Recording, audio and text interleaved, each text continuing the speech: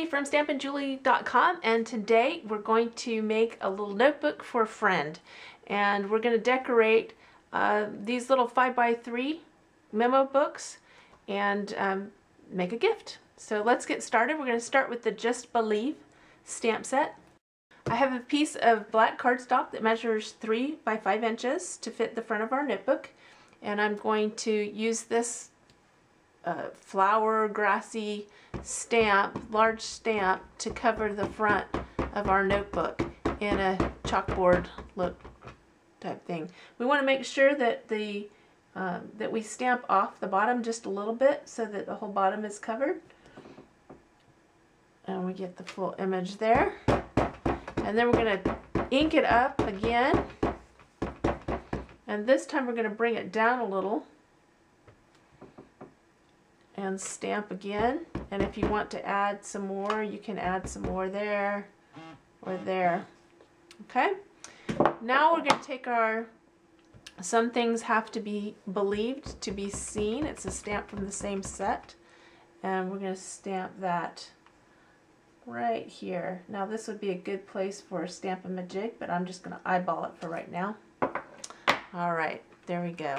Now, because it is white craft ink, you can emboss it with white embossing powder to dry it quickly, or you can leave it to dry, let it sit for a minute to dry. But I want to show you how I put this on the notebook, and this is still going to be a little bit damp, so I'm going to try to be careful with it. But I use my paper piercer, the paper piercer here, and I just line this up on right like this, right against the spine, so that I could see where the wires are for the spiral notebook. And then I just use my paper piercer to mark where each wire is. Okay, then once I get all of those marked, I'm not going to do the whole thing right now. You can see I've smeared this a little bit because it is wet, so you do want to set this aside so it can dry. But I just want to show you here, you have your little paper pierce marks along the side, and then you're going to take your paper snips and you're going to snip 1/4 of an inch in. You don't have to be exact, but about 1/4 of an inch in where each of your little paper pierce marks are. Right like that. Okay? And you go all the way down the spine like that. Now I have one that I've already done that's already dry. So here's my piece that's already dry, and then you'll go ahead and line it up on your front, and then you can use the scissors to just poke the paper in to the side, or your fingernail, or what have you. Actually, bone folder would probably work really well for this and wouldn't damage my paper as much as the point of my, there we go, look at that. I usually just use my fingernail, but I'm kind of liking this bone folder thing. I love my bone folder. I use it all the time.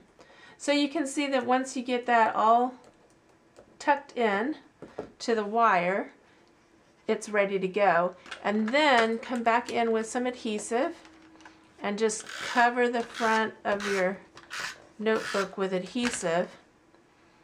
Make sure that your spine is in there really good, and then drop it down and it's all covered. Now if you open up the flap, you'll see that there's a little bit of a curved edge. You can take your paper snips and just curve the edge if you want to mimic the front of so that you have a curved edge on the front of your notebook. And that's all there is to it. Now if you want to add a ribbon, and this ribbon is on special this month, so for every $40 in product that you order, you receive a free roll of this wonderful ribbon. You can tie it in a knot or tie it in a bow, whatever you'd like, and just add a little bow to the front of your notebook. And that's our notebook. Have fun. Have a good day. Bye.